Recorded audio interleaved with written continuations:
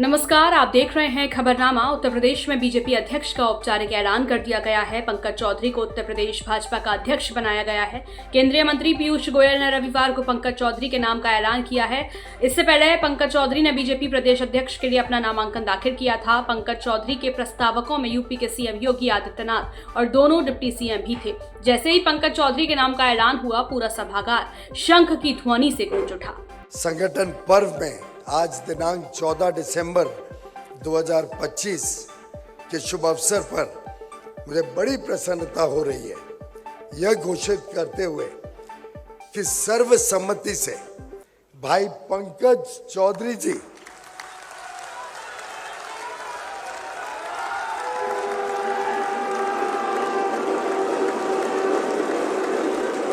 भाई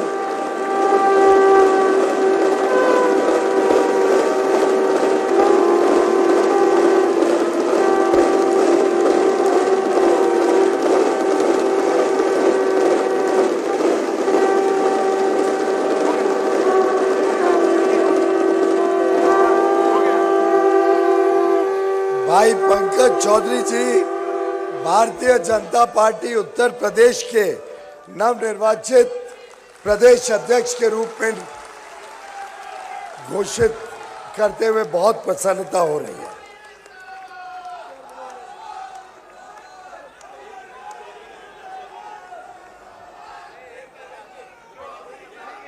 सुबह से ही पार्टी कार्यालय पर जश्न का माहौल रहा। ढोल नगाड़े और भाजपा के झंडों से पार्टी कार्यालय गूंजता रहा। साथ ही इस ऐलान के साथ ही यूपी की राजनीति में कई बड़े संकेत भी मिल गए हैं, खासकर 2027 के विधानसभा चुनाव को लेकर।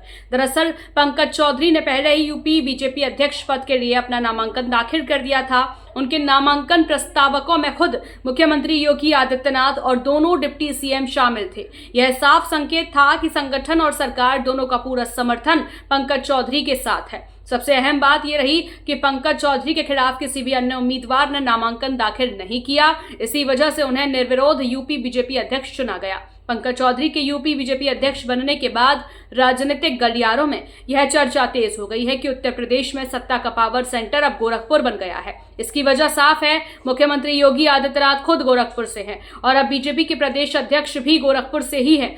यह संयोग नहीं बल्कि एक रणनीतिक फैसला माना जा रहा है, जिसमें संगठन और सरकार के बीच बेहतर तालमेल की तस्वीर दिखाई दे रही है।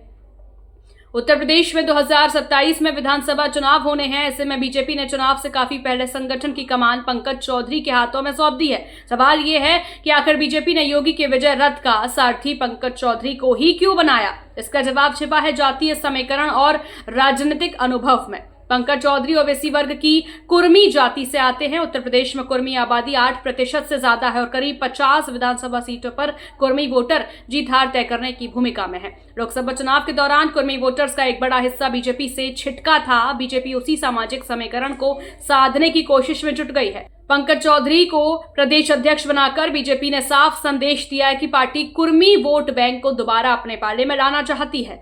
पंकज चौधरी का राजनीतिक सफर भी काफी मजबूत रहा है। उन्होंने निगम पार्षद से राजनीति की शुरुआत की और इसके बाद लगातार 7 बार सांसद चुने गए, केंद्र सरकार में मंत्री रहे और अब संगठन की सबसे बड़ी जिम्मेदारी उनके कंधों पर है। पंकज चौधरी पर 2027 की बड़ी जिम्मेदारी है। क्या पंकज चौधरी 2027 की जिम्मेदारी निभा पाएंगे? क्या होंगे रिजल्ट? यह देखना दिलचस्प होगा। बने रहिए खबरनामा के साथ। वीडियो को लाइक कीजिए, शेयर कीजिए और चैनल को सब्सक्राइब करना मत भूलिएगा।